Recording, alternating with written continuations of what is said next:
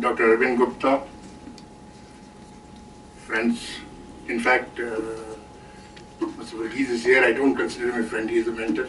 So I have been studying his writings to understand Northeast, and I have been greatly enlightened. So Mr. Verghese and friends, it's really, I must thank Dr. Gupta and his team at the IDSA for giving me this opportunity to be here this afternoon.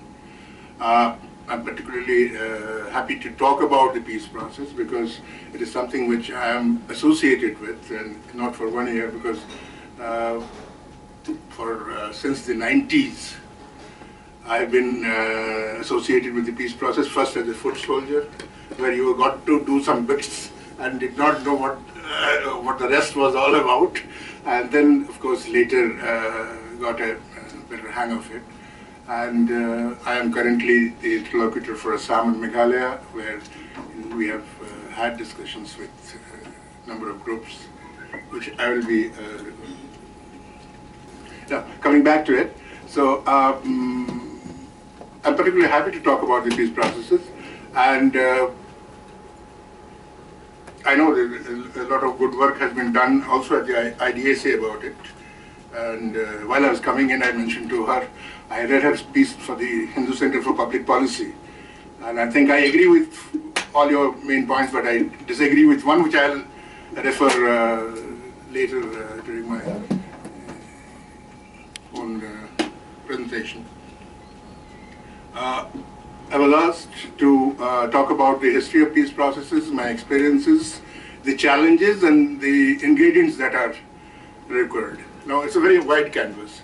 So necessarily, therefore, I will be talking in very general terms, and I have requested, and he has kindly agreed, that I can have one piece which is where I will generally mention about the peace process, but I am quite okay if you have any question about any part of the peace process since the 90s.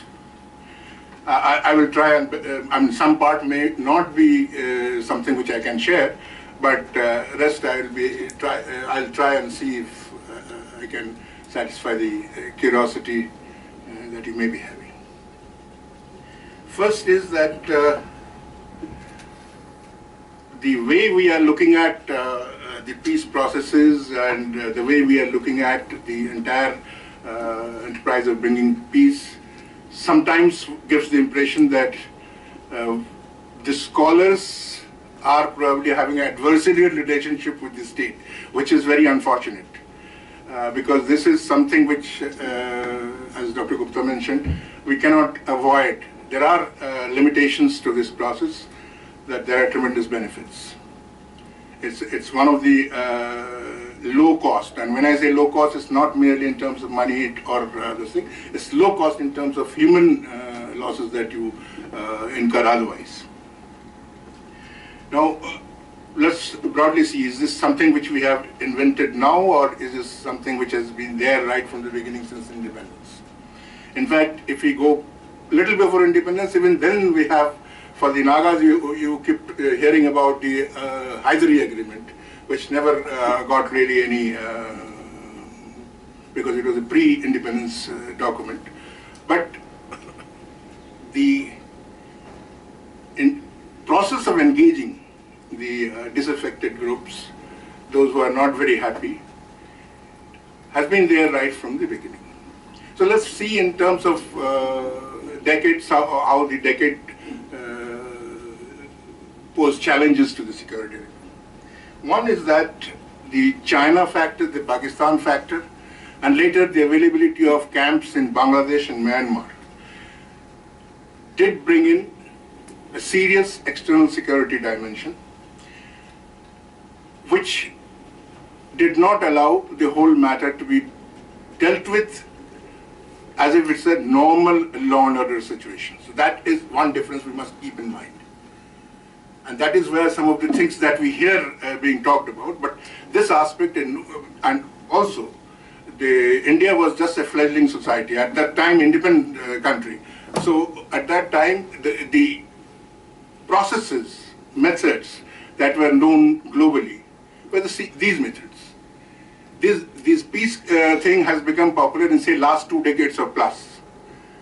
But in India, this has been deployed right from the beginning, in combination with other forms of state power. In the first decade, the Naga insurgency takes birth after a slow start. It starts warming up. In the next one, that is in the 1960s, it gathers momentum, but it also is the decade where we had the 16-point agreement with the Naga political leaders. Then we also have militancy rising in Tripura, Mizoram, and Manipur also, because 64 UNLF was formed. So this is the 60s we have. But already the 16-point agreement is one of the first attempt to bring in the leaders who were otherwise thinking of dissenting against the Indian state. 70s was a much more difficult this thing. Naga militancy, which was the main militancy at that point of time, it reached a peak, suffered splits on tribal lines. 1975, there was a Shillong Accord. It was partial because it was with a section of the Naga underground. Now, with this, some date, since many of you do studies, you also you should keep in mind some of the date lines of events happening around that time. 75 is also the period when you had in Bangladesh assassination of Mujib. So the situation in Bangladesh changed to the not to the interest of India. Then we have in 75 the Mizoram. There was an incident regarding the killing of 5 police officers in one go. So these are these incidents which happened, which hardened the security approach of the government of India. And I'm not surprised that it did. Then 1980s, we saw the other way, because then we saw TNV Accord coming in. Then we saw, of course, Assam Accord. We saw Mizo Accord. But we also saw Alpha rising. We have also seen during that period that armed militant groups were formed amongst the Masas, Karbis, Mars. But then you go back to Assam Accord. That is the deadline you must see. What happened? What aspirations it unleashed? Then we come also an ASEAN split towards the end of the decade, 1988. Then we have 1990s. That was the BTC experiment.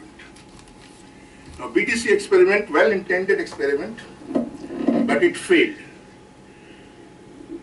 It failed, which I'll probably have occasion to again talk about. It failed because an artificial deadline was applied to it. In my opinion, some more time should have been given to resolve how to solve this problem of which villages to go into the BTC and which villages were to be excluded. Problem was that the political personalities in Delhi and political personalities in Delhi and Assam differed on it. It created a stalemate. But I think there was a possibility of finding, provided you allowed time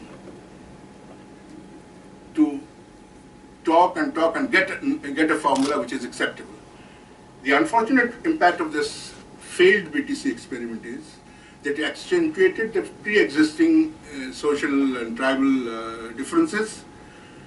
It lit a fire which keeps occasionally flaring into clashes. I think we have had 4 major clashes, and if you include the last month's incident, it is probably the 5th one that we have seen. And there is no reason to believe that it will not happen again, because nothing on the ground has really changed, even though we have changed the structures, administrative and political structures to an extent. Then we also have ceasefire with ASEAN. In 97, got this done after a lot of this thing. That is why I'm a little sensitive when somebody says, this has been going on for years. Nobody knows that to get to 97 ceasefire, we worked for 6 or 7 years. If we got to their secret meetings, there were efforts to persuade them. Then finally when they agreed, then we differed on the wordings. So all those things happened. So it took us 6 to 7 years just to get to that stage where they could talk about cessation of hostilities. And that too for a short 6 months period. I was involved in that process. Let me tell you, when it is signed, then we'll come and rejoice for 1 month. Then start thinking what to do. Then just before the deadline, 1 month we start pleading. Nothing really happened in that period except that you tried to continue the cessation of hostilities. But the benefit that came out of that is the decline in the violence throughout the region started happening from the second part of the 1990s, and that has continued. And some people might say, and I do agree with that there is a logic in it, that the decline of violence is not enough. It is not enough, but it is not to be neglected either, because even failed processes, peace processes, do save life if they can reduce violence. And there is no doubt about it that the first major experiment towards that was the NSCN ceasefire, which then opened the way for other ceasefire. But we also saw in this same decade that Kuki-Naga strife, which reached a peak in Manipur. Now today Manipur stands 3-way divided: Nagas, Kukis and Meiteis. And at this point of time, you need a lot of work there. There is no easy solution in sight.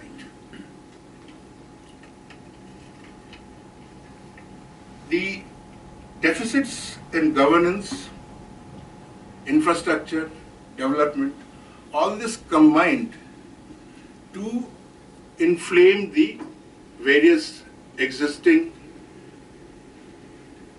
socio-political differences that were there in the society. Unfortunately, nothing much was done to that, so it turned into militancy of various kinds. I narrated at length all this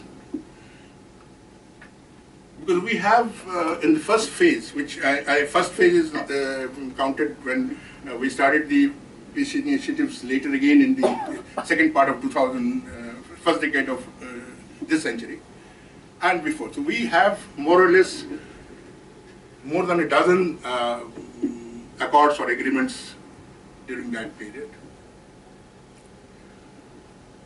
After that also we have had with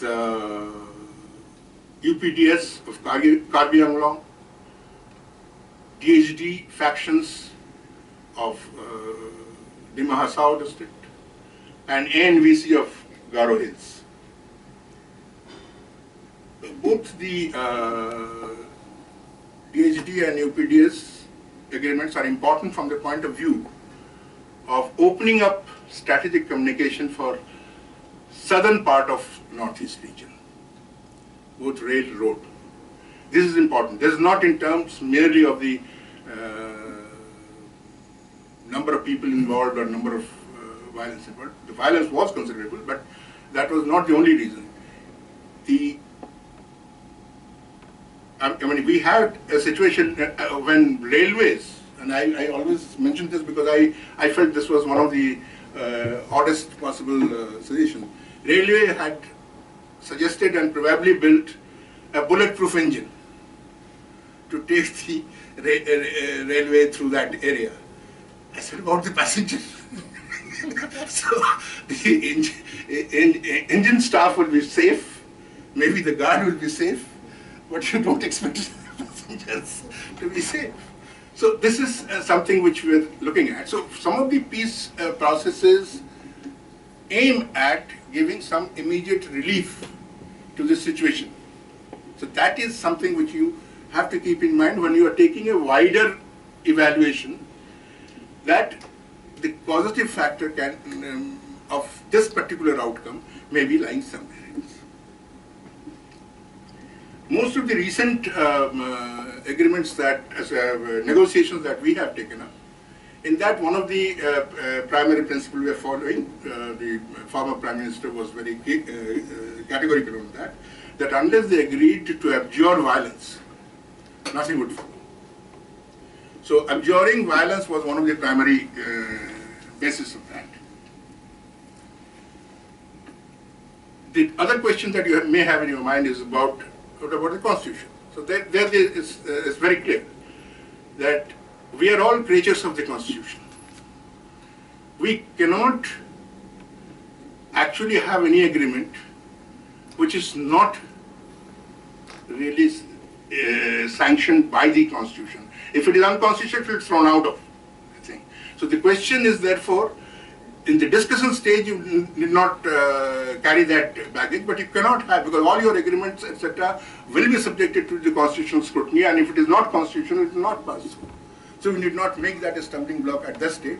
But abjuring violence is something which is, because then you create first a goodwill, and it's part of the confidence building measure that you give for the public at large.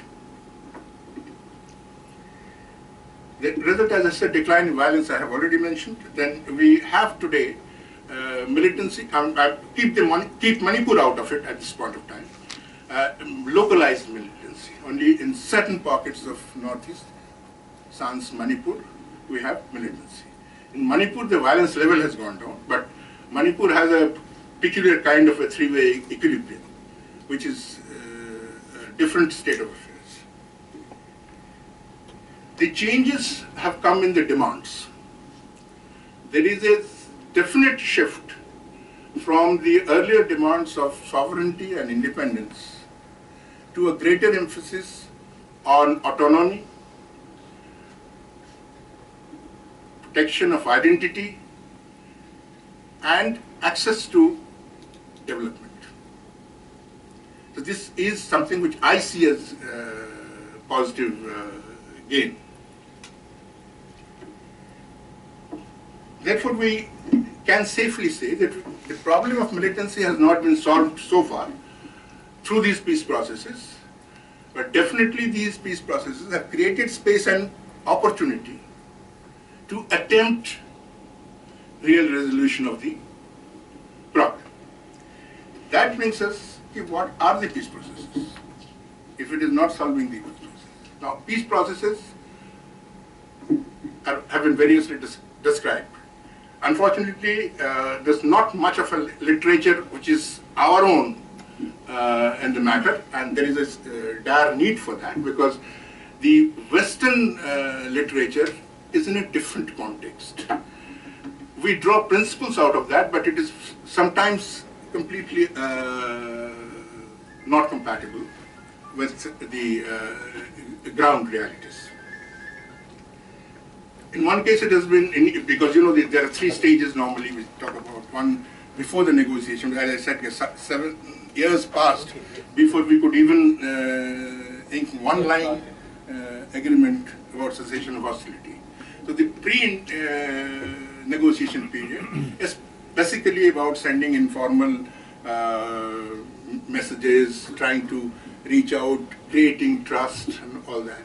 And that you use intermediaries, you use your existing contacts, and it's important that you design how you are going to contact so that you don't get into, because we have had several instances where the person who went, well-intended tribal who wanted to do something for peace was killed on suspicion. This has happened a number of times. So how you design that becomes a very, very important factor. And I like the expression, one scholar had described it as waltz between two unwilling partners. So you don't really pull in the same direction, but you're still trying to dance together. That's the stage in the beginning, where you're pulling in different directions. It begins informally, in a non-linear manner. It can go this way, that way. So anybody who is trying to facilitate the process must be prepared for this sudden zigs and zags. And if he is not prepared, he'll get hit. So you begin in a very informal manner. You try to explore common ground.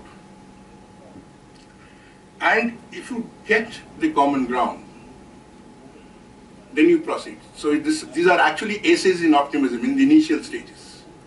Then you attempt in the hope that something will come out of it. It might not come out of it. Now, once they agree to negotiate, then of course the negotiation part comes in. But interesting part that I see in the whole process is that it begins informally,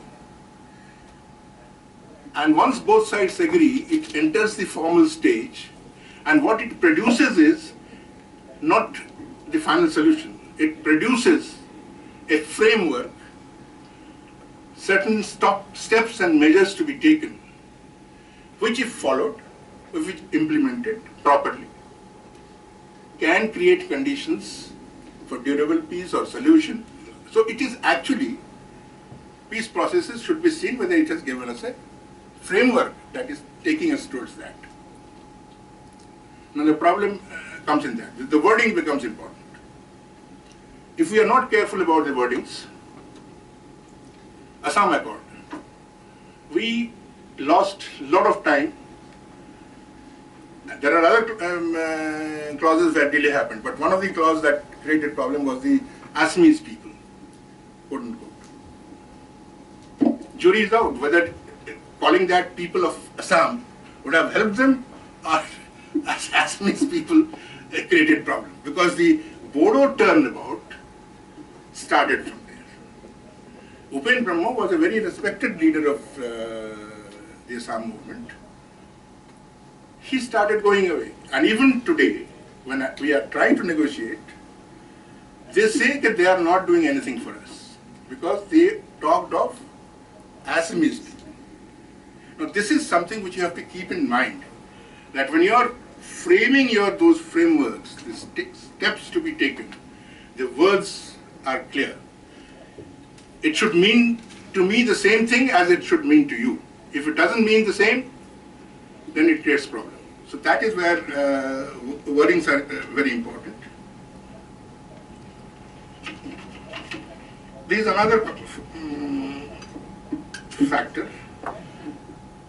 Important thing is that entire process should also focus on somebody who is not there at the table. The negotiation is between the government and the group, armed group. And the common man, I'm not calling it Aam Aadmi because of obvious reasons.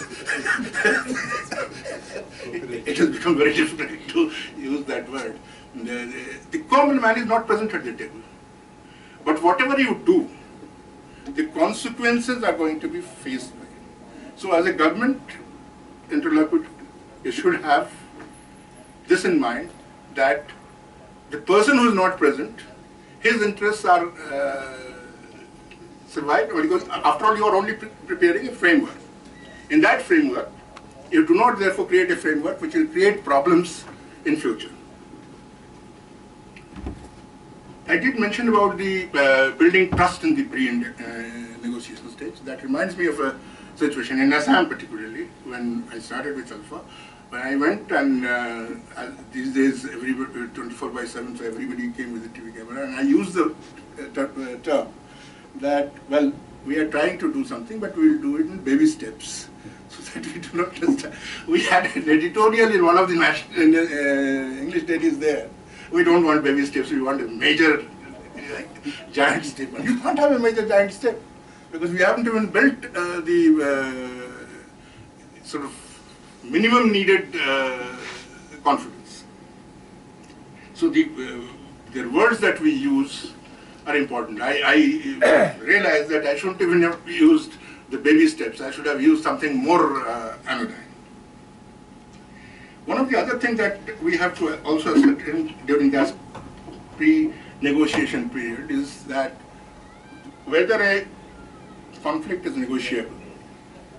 When I say negotiable, it means that what is it that you are going to negotiate? That brings us to the fact that going away is not something which you are negotiating. The government is not in a position to give that. So that makes any conflict, if it is insisting on that, a conflict which has not reached the negotiability stage. But a negotiability per se also does not mean that the negotiation will ensue. Because after all, even if the intermediary thinks that it is negotiable, the government in its wisdom might think that it is not negotiable. So negotiability is what we assess. That finally it again goes back to the government at this, for deciding whether it is going to join the negotiation.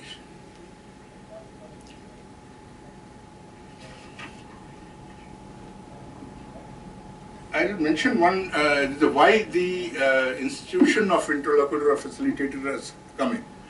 You see, we are technically not part of the government.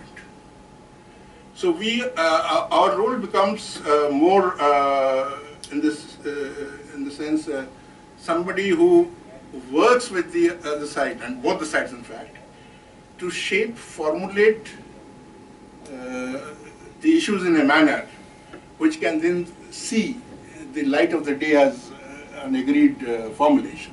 So you sit down together, you probably act as advisor for both the sides to bring them, nudge them towards a process which can produce this thing.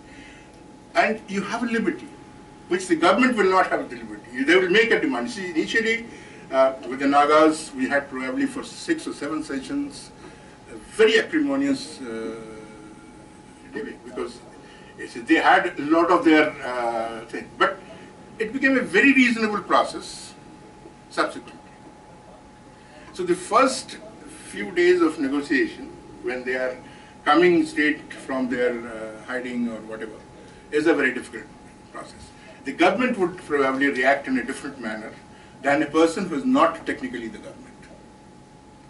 So this is more like a stock observer, somebody who holds hand, who is advising them to formulate. And then once the formulation has reached the, semi-cooked stage, then you have the formal meetings with the government, where then the thing goes to the next level of. About delay, this is where your point comes in. You know, the delay will happen because agreement needs that both sides must agree. It cannot be ordered. So whenever I see somebody saying that agreement has taken 7 years, it has not produced, that's a statement of fact.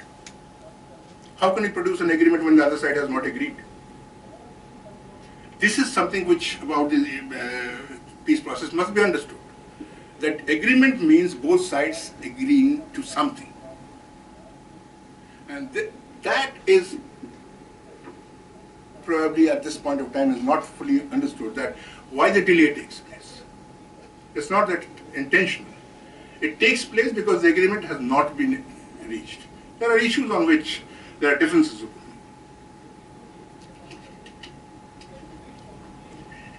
The first stage, as I mentioned earlier also, that is the ceasefire or the cessation of hostilities or suspension of operations, whichever way you want to describe. But one of the tragedy in Northeast is a number of processes are stuck at that stage. And they are stuck at that stage primarily because of the assessment of those who are looking at them from a very narrow short-term benefit, that it has already achieved the lowering of violence. So it is a tactical assessment of that. Most state government processes in some of the states are in that kind of a limbo.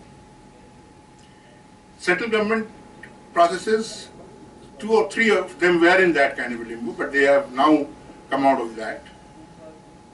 But this is very unfortunate, because as government you are seen in a different light by the groups and the people, and when you renege, the impact of that is far more than when the group reneges on its promises. So that is something important.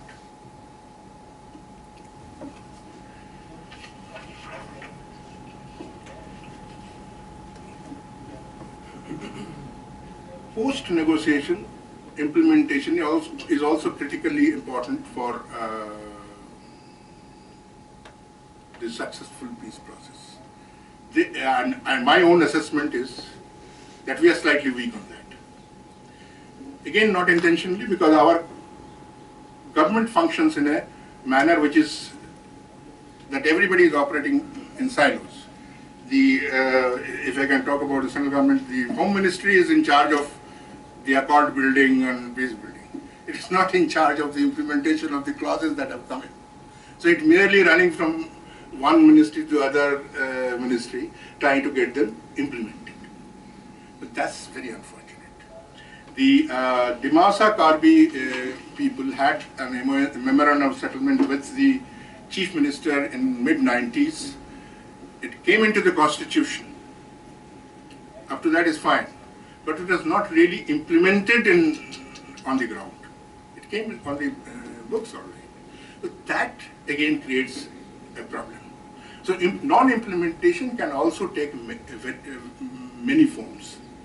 It can just be ignored at the even legislative stage, or it can be legislated but then not followed up on the ground. The second stage we have seen in BTAD, some of the areas of functioning, that it has not moved in the second stage.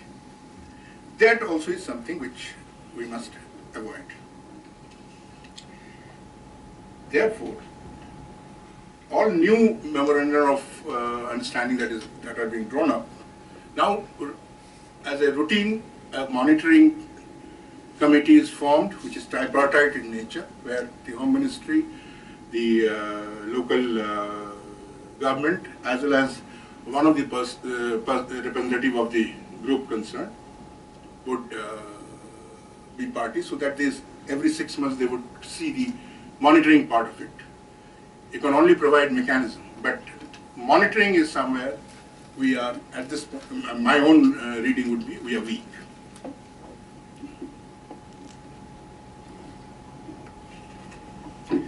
Another reason for non-implementation is also reluctance to shed power, because most of the peace processes actually end up suggesting a structure in which devolution has been recommended. Nobody wants to shed power, and as a result of that, there are various ways in which it is stalled. Sometimes the rule is not framed, sometimes the objections are raised to the rules later, although it goes through the government process before it becomes a peace accord. Cabinet passes, cabinet of the state, cabinet of the country. Yet you will have hiccups in this thing. In one case, where we wanted a different model of rehabilitation, because I personally feel, and this is my personal view, that this kind of giving doles, some kind of a monthly, this thing is not going to help. So we tried in one case that let them build cooperative society. I got the minister to agree here that there are central government schemes for which money goes from here. You have to converge them onto that.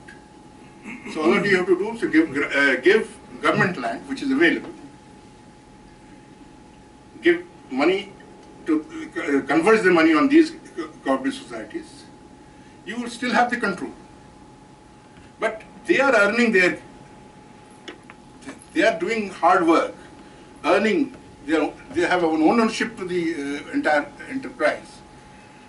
Difficulty begins from the land itself. First the rules, after the rules then say, no, we cannot divert that one. The ministry is, central minister is quoted, the central minister goes and holds a meeting.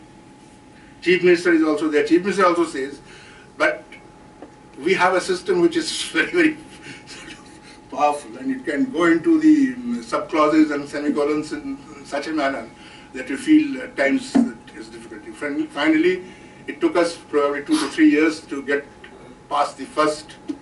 So I hope that it will see the successful rights. Because we could line up voluntary agencies, we could line up university, we could line up one of the CSI IR Institute to give some this thing, so that we wanted a model to work. So once a model works, then you are satisfied that this can go somewhere.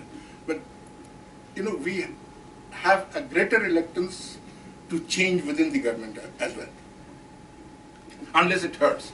It hurts the MHA. So there is a lot of enthusiasm or support from the MHA. It doesn't come from the ministries, which are not really hurt by the deteriorating situation in the security sector. Having said this, what are the successes? Old successes, Laldenga, Jaramchanga. New successes, UPDS and THD disbanded their organizations, contested poll. They are now members of the council in a normal political manner. The question is that if our objective is to start a peace process, to draw out these people and join the normal political activities, this has also been happening.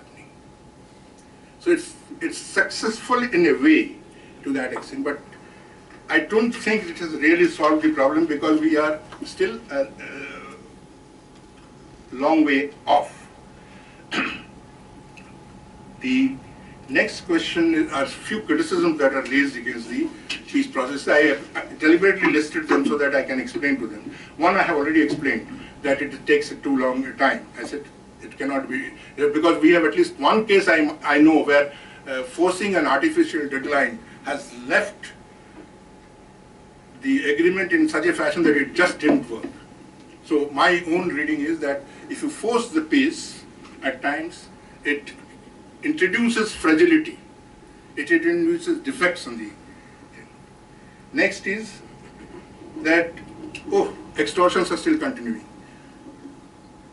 Please let us make a difference between violent movement against the state, against continuing in the state, and extortion. There is a difference. Your normal crime control activities need not stop. As interlocutor, my advice to the state governments I have dealt with, I said, I will never come back to you to say that you do not arrest him for saving my peace process. If they do something, you arrest them, and if they do not come back to the peace process, that's my headache. That I do. Even the gentleman who was won, he was arrested in a murder case. And Alpha did expel him at that, suspend him at that stage, and later expelled him. This is something which we must remember. There are two aspects of governance. Extortion is happening also in Delhi at times. So extortion activities they must face. And when in Dimapur, a committee by civilians formed, they have a very long name, some AUTP or something, against unabated taxation. Action Committee Against Unabated Taxation or something. Now, it was people who objected. So my question is, if the local law and order machinery is not getting their act in order, do not blame it on the peace process. It's important that the local administration takes charge of the local situations. They need not shy away from taking action because there is a peace process going on. On the question of, I forgot to mention that, on the question of armed militants when they come and surrender, we actually learned from the Naga situation. We prepared a sort of ground rule initially to regulate how they will move, where they will stay and all that. And we found within the span of 15-20 days that Assam Rifles is to be the force there. It was not working because those people were not. So over a period of time, we have managed to improve the ground rules whenever somebody surrenders, there is a ground rule. Monitoring committee for the Naga NSA and IM, there's a Lieutenant General normally who is the ceasefire monitoring group chairman in thing. And then he talks to the government there, he talks to the NSA and IM, so that if there is a violation, that is settled there and addressed. So this is the mechanism that is created. For other groups, where the militarized structure is not that big and smaller, we have a monitoring committee for ground rules under the chairmanship of the Joint Secretary. So it's not that they're moving about freely. There is a mechanism, there is an agreed ground rules, and if they are not following that, somebody somewhere is not doing the assigned responsibility which they should. Other question, criticism is that people commit this kind of crime and then surrender, and it provides encouragement to others. Our recommendation, we have already given a recommendation. This is from the National Task Force on National Security. We have recommended that you decide a threshold for central government involvement in such negotiations, because Tripura government has managed to do a lot of negotiations and police actions all by themselves. They did not need the central government help. Similarly, Manipur has also done, no matter what we say, Manipur has established an equilibrium in the state by taking action, entering into various kinds of agreements with various groups. And they have quite a large number of groups. There are about 30 odd groups there. So, a defined threshold of central government intervention. Then, the accords leave factions out. And I remember your sentence that it lacks the consensus or something because one faction is not coming. Paresh Barua. No, Paresh Barua has been a number of times he has been asked to join the process. He has not joined the process. The question that we have in our mind is that should we leave others to pasture because one faction is not coming, or should we attend to them also? Because the situation in Assam has definitely changed for the better. Secondly, it's our experience that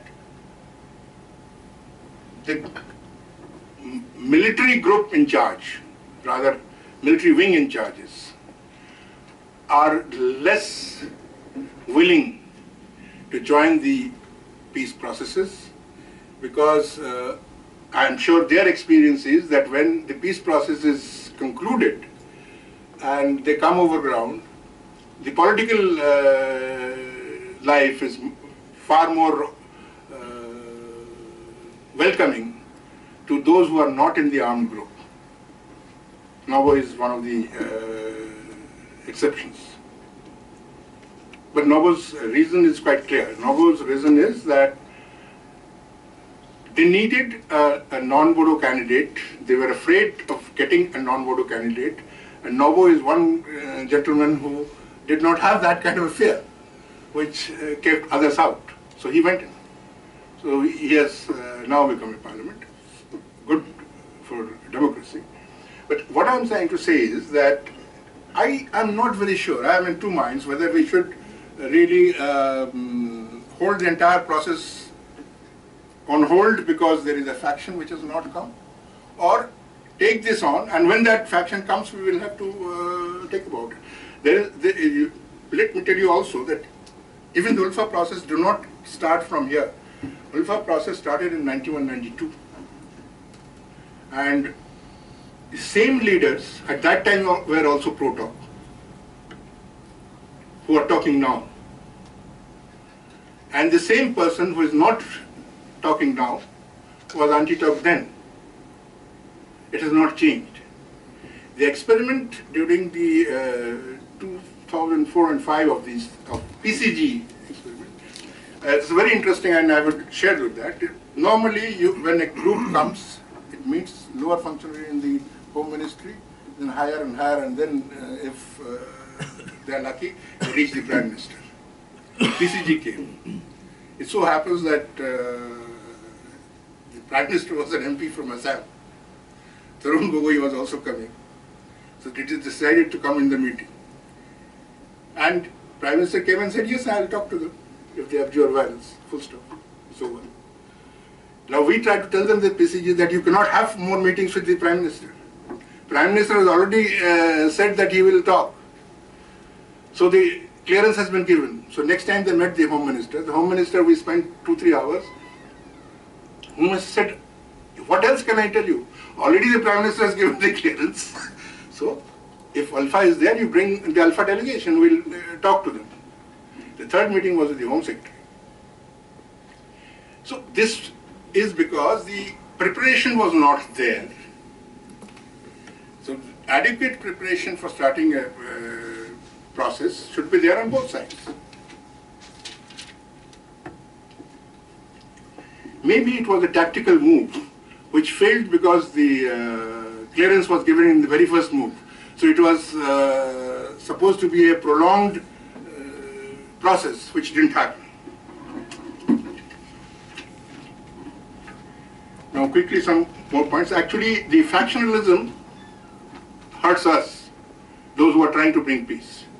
Because to deal with a structure which is militarily intact is easier. But if you have 4 different structures, you are actually doing 4 different negotiations and then trying to bring them on par. Let me tell you, even in a small organization like the DHD, we reached the agreement and we waited for 1 year to persuade the 2 factions to come together on the same day and sign the same document. We were not discussing any clauses. The delay comes from that kind of thing as well. Then we are also scared of who are generally known as spoilers. See, there are a lot of people who benefit from the status quo within the government, within the armed group, within the society. They will lose their benefit. In fact, we notice that even in the negotiation which is going on in Myanmar, in which the Kachins are not in agreement, and there is one theory. The Kachins had been holding out for long because of certain unholy nexus between certain business leaders of Yunnan and them in illegal extraction of various mineral wealth. Because if you have a process, then the government comes in, then it becomes regulated. The shortcoming that one can see is that we have less civil society engagement. There are reasons, but I'm not happy. Because the reasons is that I mentioned the spoilers can be within the civil society also. And how do you prevent that coming? So I do not think that we have perfected that part of it. Most people placed in my position or other interlocutors' position try and talk to as many people as they can on their own. I had in fact told them that if, in case you want to bring any expert from your side who is not a member of your this thing but willing to come here anonymously to the rest of the world and explain what you want exactly and all that. So those things are being tried, but we left the choice to the group because we felt that there are enough number of people who are wanting to disturb the process. And this is also the reason why most of the time we try to keep the talks within, well, the Northeast is a very complicated place because what one group is wanting to do, other group is wanting to stop. So when you are in a situation like that, you need to be extremely careful. I do not think it's a very desirable state of affairs, but it is the actual factual position. As regards the future, I'm hopeful that and rather I am optimistic about the future, economic future of Northeast. But I'm not particularly optimistic about the Northeast from the point of view of inter-community relationship. There's been growing intolerance, not so much against the state, but against the neighbor. And this is going to vitiate the atmosphere. And from that point of view, the state governments will probably do well to expand the scope of peacemaking in their own jurisdiction for preventive aspects. It's not, again, a new concept. In communal riots in this part, we have been talking about peace committee for ages, 40, 50 years. Now, if you have peace committee like a situation, system in the affected areas, there are only certain areas which are vulnerable, you at least have senior citizens of the area belonging to the same ethnic group who you can call upon in the preventive stages. No ethnic clash takes place abruptly. There are enough indications, there is a build-up.